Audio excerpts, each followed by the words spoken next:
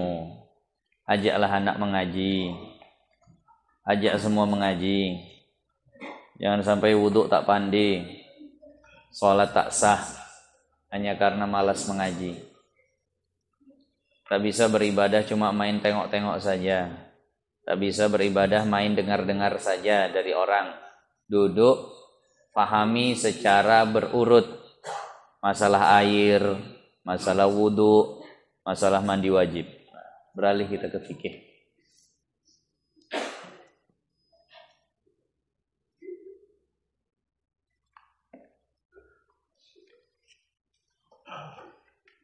Masih lanjutan tentang sunnah-sunnah wudhu. Fathul Mu'in. Qala al-muallif rahimahullahu ta'ala wa nafa'ana Allahu bihi wa bi barakati ulumihi fid dharain.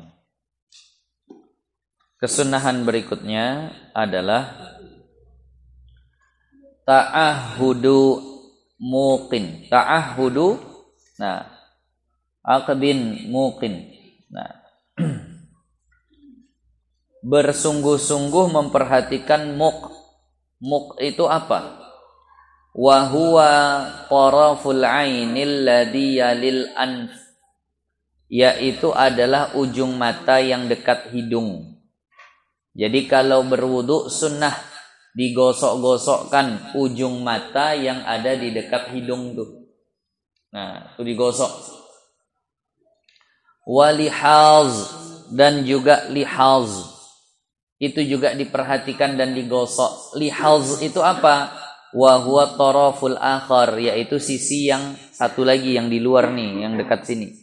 Ujung mata tuh dua, ada yang dekat hidung, ada yang mengarah ke arah telinga. Nah, jadi itu kalau wudu digosok, diperhatikan. Nah, dengan apa menggosoknya? Bisababatai siqaihima, dengan dua telunjuknya. Nah, dengan dua telunjuk, dua bagiannya.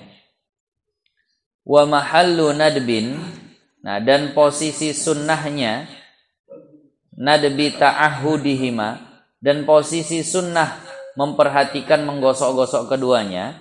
Idza lam yakun fihima ramasun, kalau di mata itu tidak ada ramas, tidak ada taik mata. Kalau matanya bersih, tak ada taik matanya, maka menggosok-gosokkannya itu sunnah.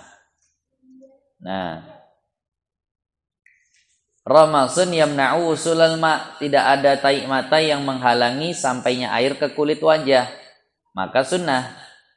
Nah, ila mahallihi, sampai ke tempatnya. Wa illa, kalau tidak demikian, artinya ada taik mata yang bisa menutup jalan air sampai ke kulit situ. Nah, apalagi kalau wudu subuh ya. Wudu subuh ini agak-agak digosok kuat lah. Kadang mohon maaf, mau kadang sampai bekerak, bisa dikopek. Nah, sampai bisa dikopek. Nah, itu kalau sampai bisa dikopek gitu berarti terhalang nanti air. Nah, kalau udah terhalang air begitu nanti wudu nggak sah. Maka kalau sudah begitu bukan sunnah menggosok-gosokkannya, tapi wajib. Nah, itu wa illa. Nah, fata'ahuduhuma wajibun. Nah, kama fil majmu', sebagaimana yang disebutkan dalam kitab Majmu'. Nah, ya. Pertama tadi wa ta'ahudu Aqabi, iya. Aqabi. Iya, aqabi. Ta'ahudu aqabin. Di sini bisa kesudahan daripada ujung. Memang aqbun bisa diartikan tumit. Nah, ta'ahudu aqabin, ada wawunya ya di situ. Oh, kalau ada wanya ya pas, di sini tak ada soalnya. Nah, kalau ada wanya berarti tumit. Nah, kalau ada wanya di sini tak ada wawunya. Kalau ada wawunya maka artinya memperhatikan tumit dan ujung mata. Nah, berarti tumit itu kadang pecah-pecah. Tumit itu kadang pecah-pecah, takut air tak sampai ke situ. Karena ketika dia sudah terbelah, dia hitungannya anggota zahir. Maka wajiblah air sampai ke situ. Apalagi tumit yang bekerja keras lah, orang yang kerja di ladang, kadang sampai retak-retak di situ. Nah, itu wajib sampai air ke situ. Gosokkanlah dengan kuat. Wa muqin, nah di sini tak ada wanya. Dan Nah, dan tadi wala yusannu ghuslu batinil aini, dan tidak disunnahkan membasuh bagian dalam mata. Mata yang putih hitam itu tak usah disiram air. Enggak ada kesunahan. Nah, bal qala ba'dhum yukrahu lid-darari, bahkan sebagian ulama mengatakan makruh karena berbahaya tuh. Nah, air dimasukkan ke dalam biji mata bahaya. Nah, tapi bisa jadi disiram bisa jadi. Nah, wa innama, dan hanya saja yughsalu, dia wajib dibasuh biji mata, bola dalam mata itu. Bisa jadi itu wajib dibasuh.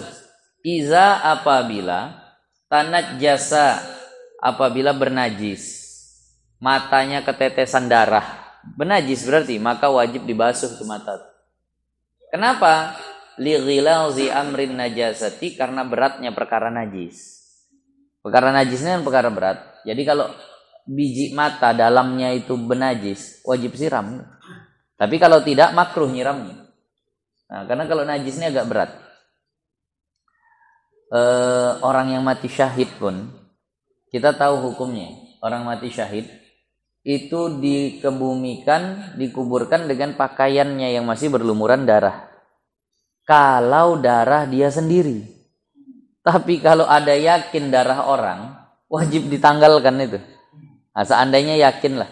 Nah, ada orang mati syahid, bajunya berdarah. Wah, kuburkan. Oh, nggak bisa. Kenapa? Aku tahu persis, aku kawan perangnya. Nah, ini darah yang di bajunya itu waktu dia nebas orang kafir, darah orang kafir itu muncrat ke dia. Itu wajib bersihkan. Kenapa? Karena itu najis kalau darah orang. Karena yang akan memang menjadi fadilah itu darah si orang yang mati syahid. Kalau darah orang wajib bersihkan. Seandainya seperti itulah, tapi mana pula payahlah mengingat-ingatkannya. Syuhada itu kalau seandainya di pakaiannya ada darah yang bukan dari dirinya, itu wajib dibersihkan. Seandainya diketahui dan dimampui lah untuk membersihkan. Nah, tadi nggak boleh ya kalau kita hilangkan itu. Kalau ada orang mati syahid, darahnya kita hilangkan dengan sengaja, kita mandikan, berdosa yang mandikan. Yang memandikan orang mati syahid berdosa. Kenapa? Menghilangkan fadilahnya. Darah-darahnya itu darah yang memang luar biasa, darah yang berat. Nah, tadi. Tapi ada yang mengimbangi darahnya orang mati syahid itu ada. Dalam kitab Nasaihud Diniyah. Nah, air mata yang terjatuh karena takut kepada Allah itu setara dengan darah yang tumpah di jalan Allah. Nah, itu. Air mata yang terjatuh karena takut kepada Allah. Nah, tapi memang nangisnya karena Allah ya. Nah, ada orang menangis ketika berdoa, tapi bukan karena Allah. Karena dirinya. Ya Allah, kok susah lah hidup gini, nangis dia. Susah diri. Nampaknya dia berdoa, wah luar biasa, berdoanya sampai nangis. Tapi yang dia tangisi dirinya semua. Bukan karena Allah. Ini yang memang dia nangisnya itu karena Allah. Allah udah baik, Allah banyak kasih aku nikmat, tapi kok masih kubalaslah dengan maksiat. Menangis dia. Itu baru tuh, nangis karena Allah. Nah, ada orang yang ketika orang tuanya meninggal, dia berdoa, menangis, ya Allah maghfirlahu, menangis. Itu menangisi dirinya karena dia sedih. Nah, jadi maksud yang seimbang dengan darah orang yang mati syahid itu adalah yang memang menangis karena takut kepada Allah. Nah, takut ngecewain Allah. Bahkan sebagian ulama dengan tingginya, kalau masih takut karena azab, takut karena neraka, itu masih nangisi dirinya sendiri itu. Ini aku udah minum khamar, udah mungkin bikin maksiat yang besar, berdoa menangis, kenapa? Takut diazab. Berarti masih mikirin dirimu sendiri. Nah itu tadi.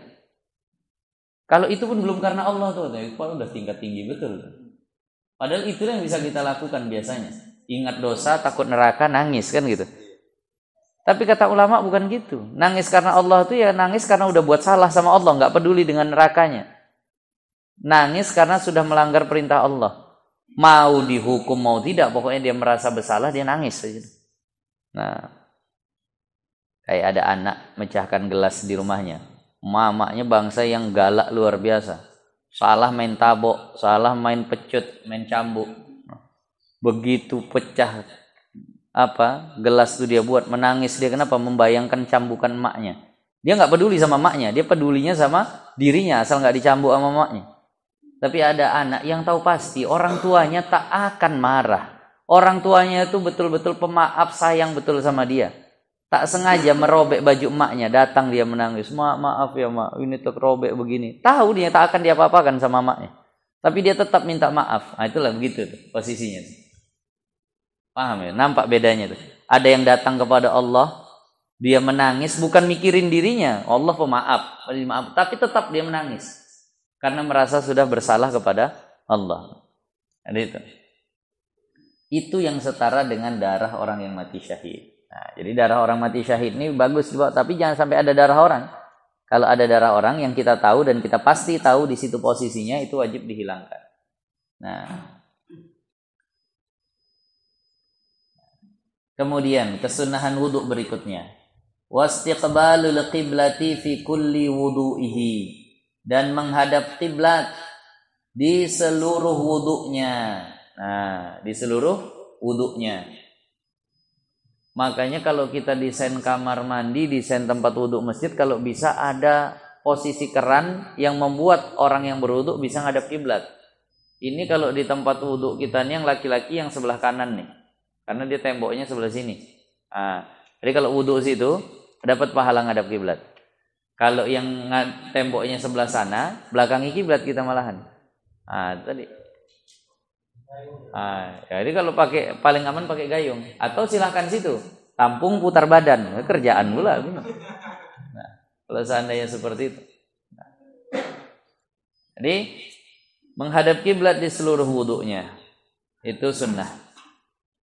Nah, kemudian watarku takallumi, dan meninggalkan bercakap-cakap fi asna'i wudu'ihi, di tengah-tengah wudhunya.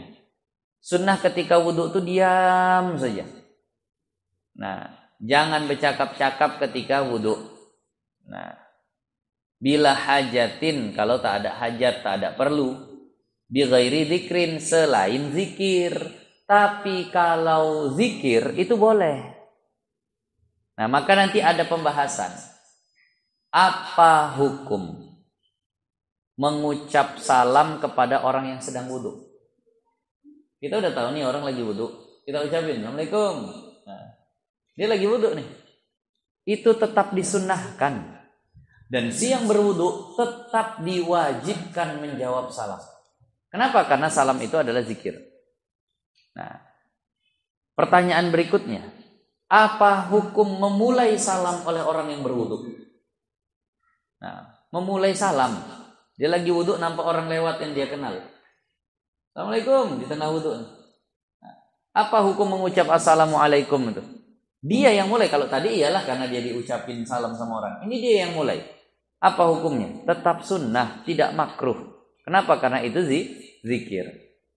Nah, beda halnya dengan orang yang sedang di dalam toilet. Nah, sedang di dalam toilet, memulai salam kepada orang yang sedang berada di dalam toilet hukumnya makruh. Karena makruh dia mengucapnya di situ. Jangan ketika ada orang lagi toilet, pintu toilet tertutup, digedok-gedok, Assalamualaikum. Wah, itu enggak boleh. Makruh tuh. Kenapa? Udah tahu orangnya dimakruhkan menjawab, dia mulai pula. Berarti memancing orang melakukan perkara yang makruh. Lil wasail hukmul maqasid, jalan sama hukumnya dengan tujuan. Nah, mengucap salam di toilet itu makruh. Maka memulai salam kepada orang yang sedang berada di toilet ya makruh, karena jalannya itu.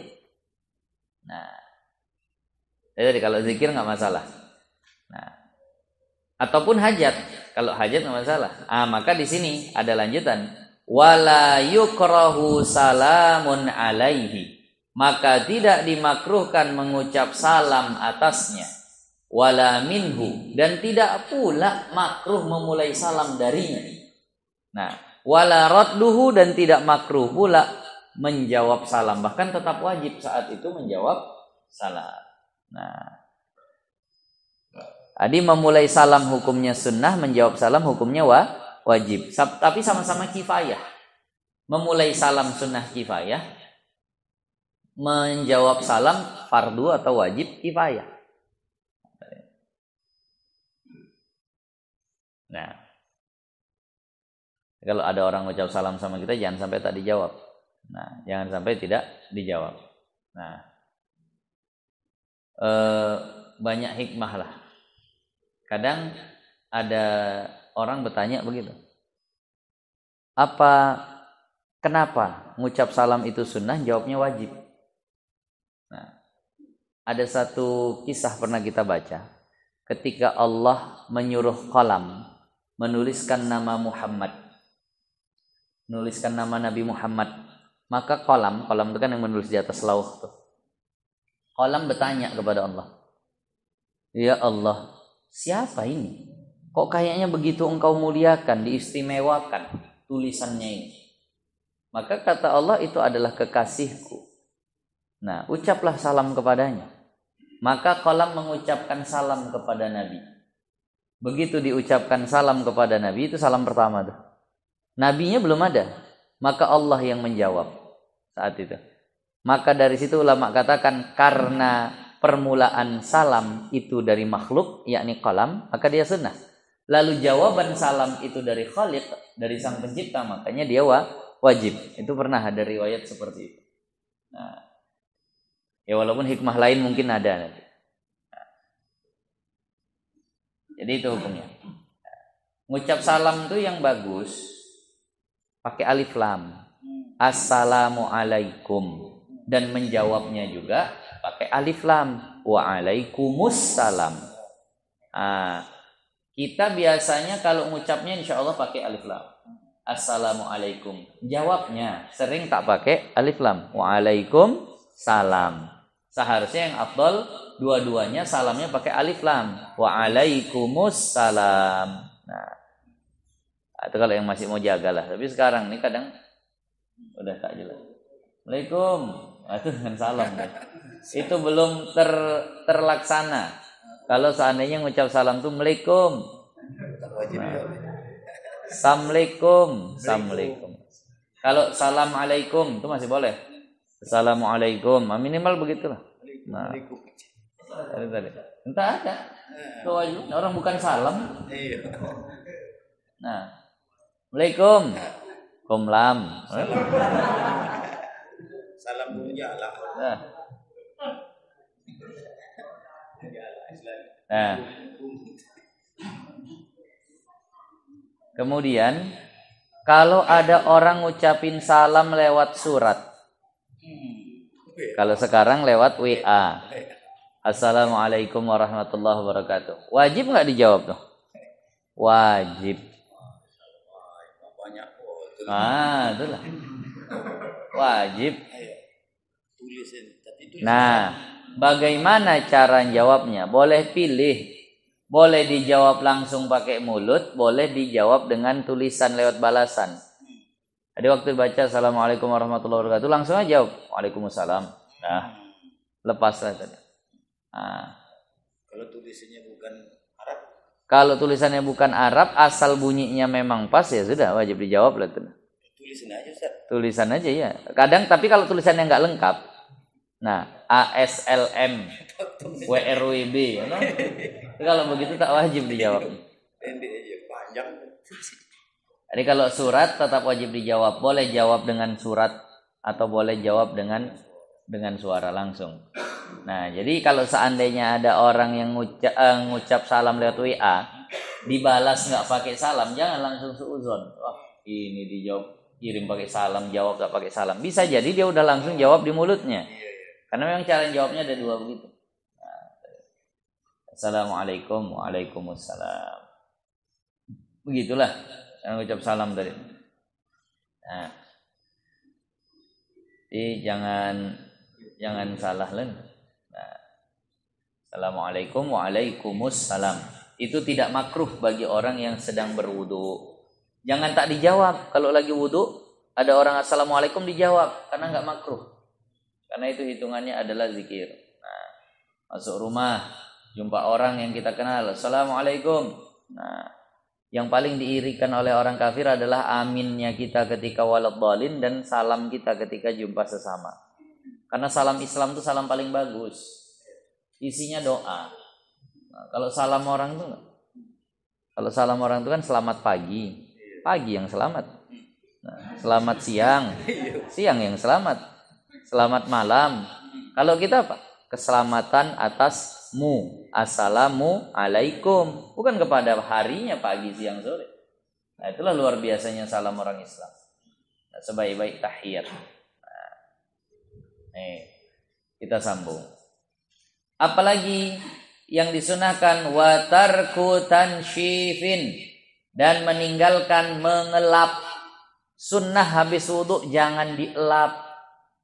Sunnah habis wudu jangan dielap, tapi dengan catatan bila uzrin, tanpa uzur. Nah, kalau memang dia tidak merasa terganggu dengan air wudunya, biarkan saja. Kalau seandainya terganggu, maka silahkanlah dielap. Nah, lilit tiba karena mengikut. Mengikut apa ini? Mengikut Nabi. Saya dulu pernah ditanya sama guru saya, Mu'alim Syafi'i Umar. Tapi pertanyaannya lewat orang. Jadi dia kata begini, hukum mengelap air bekas wudu itu hukumnya apa? Makruh. Kalau hukum mengelap air bekas mandi wajib, apa hukumnya? Mandi wajib. Kan berair juga badan. Iya. Apa hukum mengelapnya? Kira-kira makruh atau tidak? Nah, kalau dibilang makruh, ta'anduan lah gitu. Basah, kering-kering aja begitu. Kalau dibilang tidak, ini ibadah pula juga, macam mengangkat hadas macam wudu. Nah, ternyata ada riwayat. Nah, riwayatnya bagaimana? Li'annahu sallallahu alaihi wasallam radda mandilan ji'a bihi ilaihi li ajli dalika aqibal ghusli minal janabah. Sesungguhnya Rasulullah pernah habis mandi wajib, diberikan kepada Rasulullah handuk, ditolak sama Rasulullah. Tak mau Rasulullah beranduk setelah mandi junub, mandi wajib. Maknanya sama makruhnya tuh. Kalau tidak ada uzur. Tapi kalau kita rasanya payah gitu, basah semua, apalagi ibu-ibu, gimana rambut tak dilam, menetes terus sana sini. Ini uzur lah. Kalau sudah ada uzur begini maka tak masalah. Nah, kalau habis wudu, misalnya tak dielap kepala, tak dielap wajah. Ketika sholat mungkin bisa terganggu, menetes terasa begitu. Bergerak air tuh di leher segala macam. Terakhir geli, asik bergerak saja mengelapin ini. Apa ya? Kalau begitu itu dari hitung uzur lah. Silahkanlah dielap.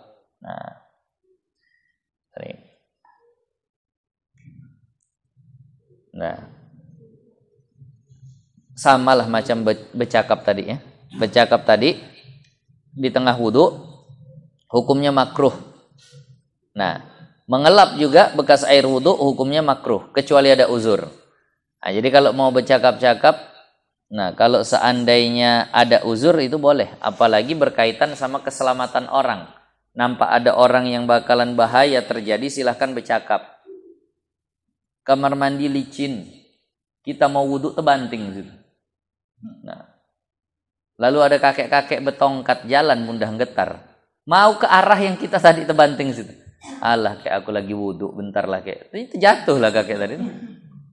Bilang lah, kayak licin situ kayak. Jangan ke situ jalannya. Wudu di luar aja kayak. Payah kamar mandi ini, licin kali. Boleh ngomong gitu? Boleh. Kenapa? Karena hendak menyelamatkan orang dari mudarat. Nah. Kemudian, apalagi kesunahan dalam wudu, wasyahadatani aqibahu, dan membaca 2 kalimat syahadat setelahnya. yakni setelah wudu disunahkan baca 2 kalimat syahadat. Ayal wudu yakni wudu. Asyhadu an la ilaha illallah wahdahu la syarikalah yang kita udah biasa tahu itulah. Nah, itu dibaca. Bihaitsu la yatulu fasilun, dengan sekira-kira tidak panjang pemisahnya. Kalau udah lama kali ya nggak bisa. Tak ada lagi, udah luput tempatnya. Nah, fayaqulu mustaqbilal lil qiblah. Nah, dan dia baca itu sambil menghadap kiblat. Rafi'an yadaihi. Nah, rafi'an yadaihi, sambil mengangkat dua tangannya. Wa basarahu, dan pandangannya ila sama, ke langit. Walau a'ma, walaupun dia buta. Jadi caranya itu tangan mandang, angkat ke langit. Nah, ada dalam satu riwayat itu kalau bisa terus ke langit, jangan terhalang sesuatu. Jangan terhalang sesuatu, langsung tembus ke atas langit. Nah, itu tadi saya dulu pernah jumpa atap orang-orang tua dulu. Bolong dia, pernah mungkin sebagian tengok. Nah, khusus kamar mandi itu. Mungkin itulah hikmahnya. Sini kamar mandi, sini tempat mencuci sama tempat wudhu. Di tempat cuci, tempat wudhu tuh atasnya bolong. Ada seng yang tak dipasang gitu. Mungkin itulah supaya bisa langsung terus ke langit. Kadang nengok gitu rupanya kaji orang dulu ini memang dalam-dalam. Nah, biar bisa langsung nengok ke langit, ke atas. Pernah lihat kamar mandi aja. Nah, banyak orang dulu begitu. Nah, supaya bisa langsung ke atas. Nah, tapi tak usah pala langsung bongkar asbes dulu, diskusi dulu lah sama orang rumah gitu. Nah, diskusi dulu sama orang rumah, tanya dulu, gimana kalau kita bolongkan, bang? Dulu orang baik-baik ini dibolongkan, masuk orang dari atas, bang. Hilang semua barang. Nah, itu perlu juga dipertimbangkan kalau begitu. Nah, apalagi pinggir jalan, orang dari atap masuk orang, tertutup aja dibongkar orang, apalagi abang kasih jalan begini, masuklah orang nanti. Nah, kalau itu perlu juga dipertimbangkan. Nah. Apa kalimatnya? Asyhadu an la ilaha illallah wahdahu la syarikalah wa asyhadu anna Muhammadan abduhu wa rasuluh, lima rawa Muslimun an Rasulillah sallallahu alaihi wasallam. Dari hadis yang diriwayatkan oleh Imam Muslim.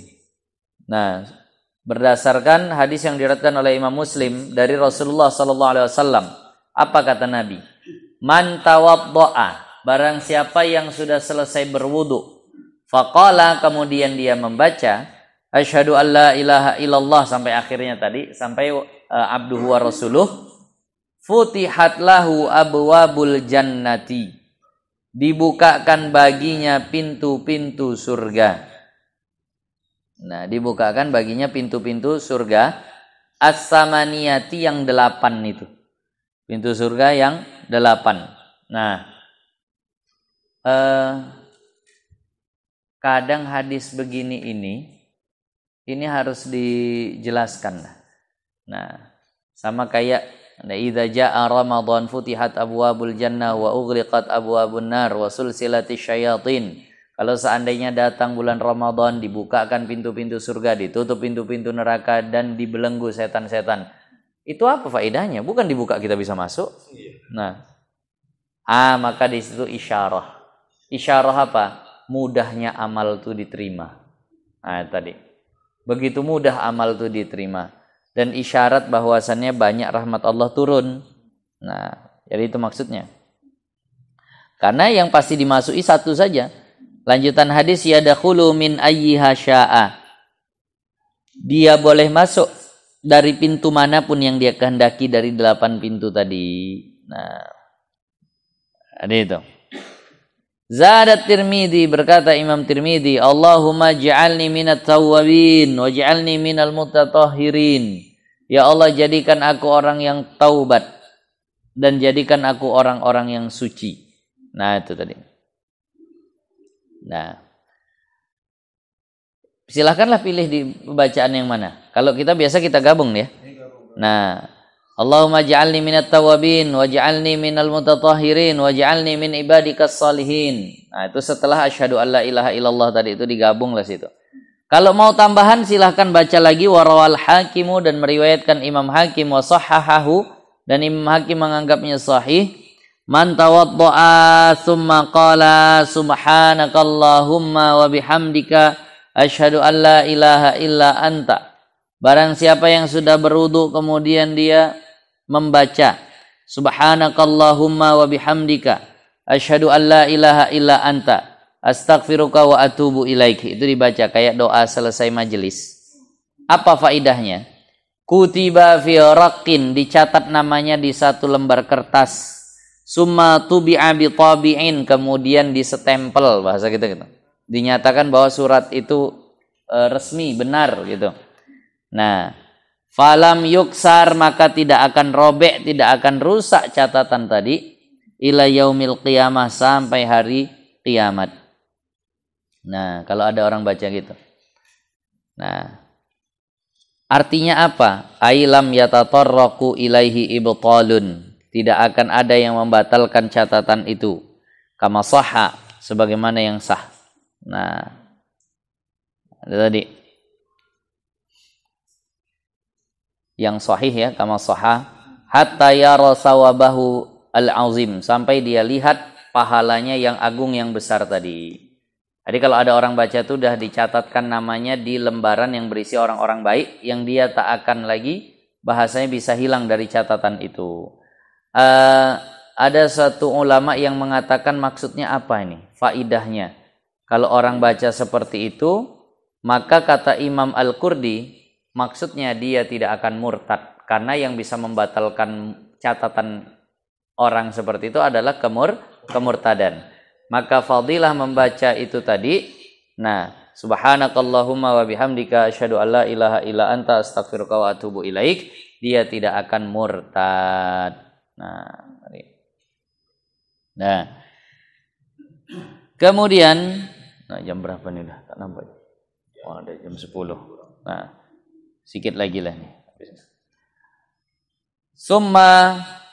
Kemudian yusalli wa yusallimu ala sayyidina Muhammadin wa ala ali sayyidina Muhammadin, dia ucapkan salawat dan salam kepada baginda Nabi Muhammad sallallahu alaihi wasallam.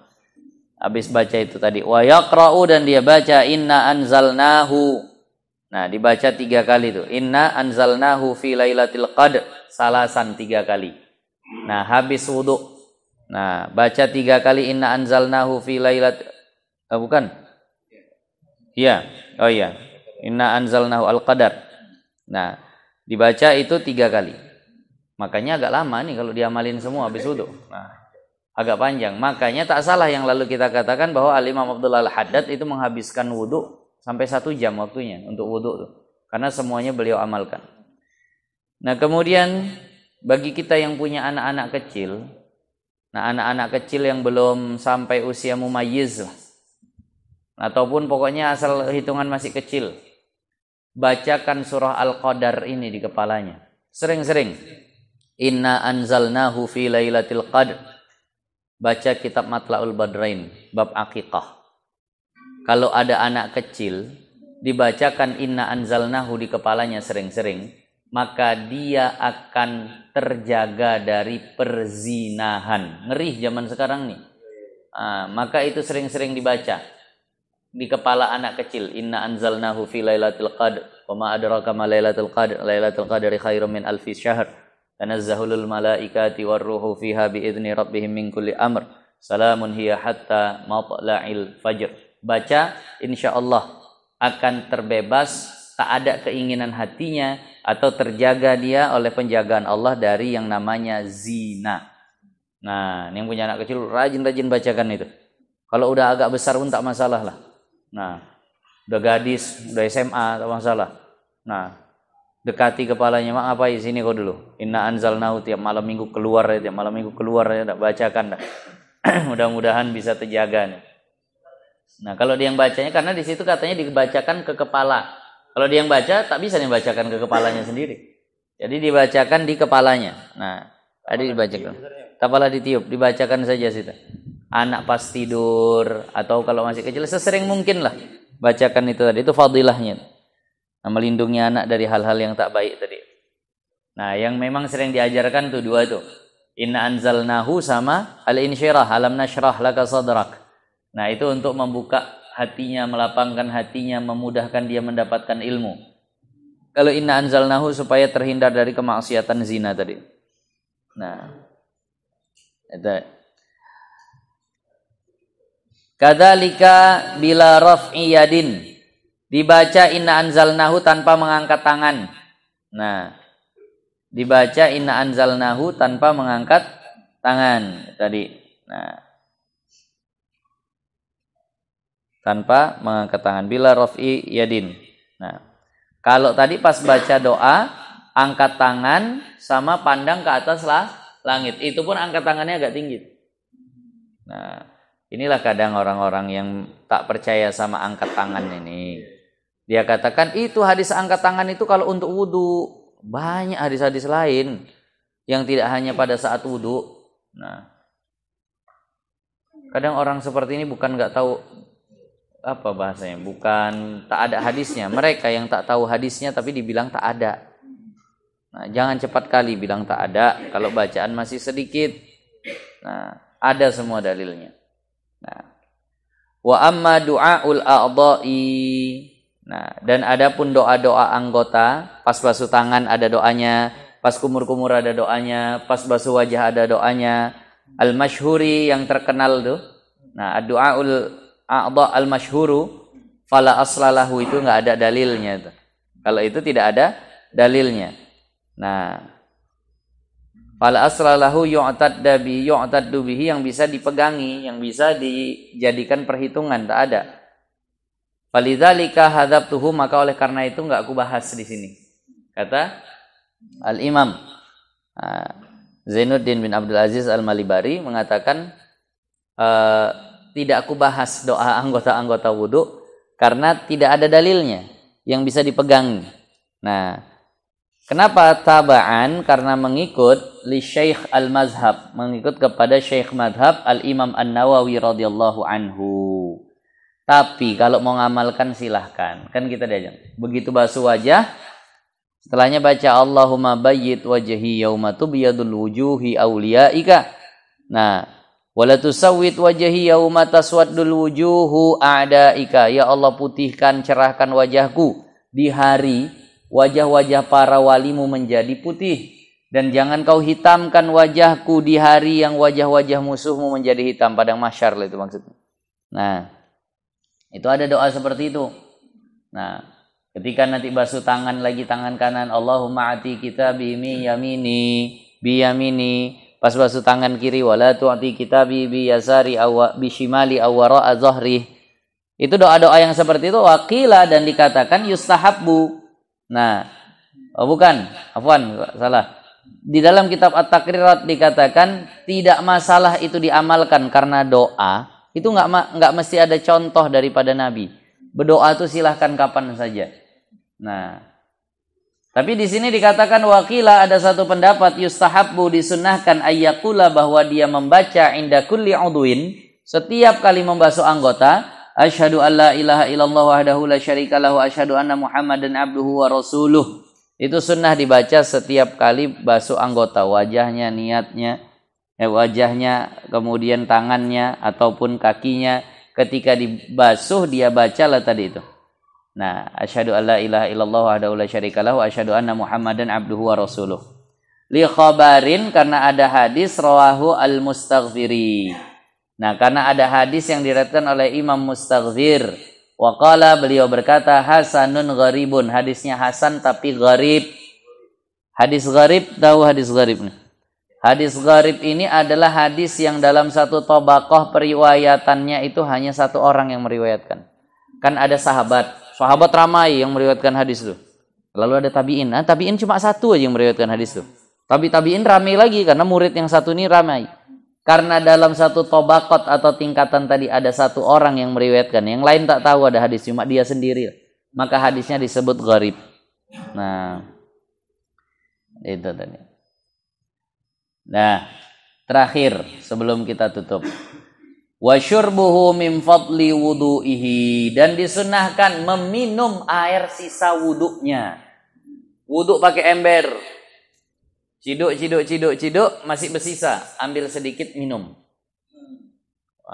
Sedikit aja, nggak mesti dihabiskan. Kalau mesti dihabiskan itu bak mandi gawat itu. Kalau pakai keran, ini yang tak nampak sisanya. Jadinya kalau pakai keran, putar lagi lah paling. Kalau seandainya seperti itu. Jadi maka kalau kita wudhu memang bagusnya pakai gayung juga memang. Karena Rasulullah itu belum pernah lah dapat riwayat atau tak tahu kita lah. Ada riwayat Rasulullah itu wudhu lewat pancuran gitu. Kalau seandainya ada berarti, tapi yang lebih afdal itu memang pakai gayung. Pakai gayung.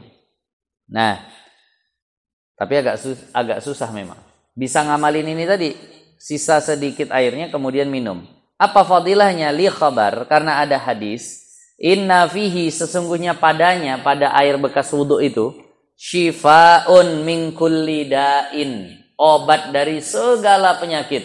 Yang punya penyakit tak sembuh-sembuh, coba terapi minum sisa air wudhu.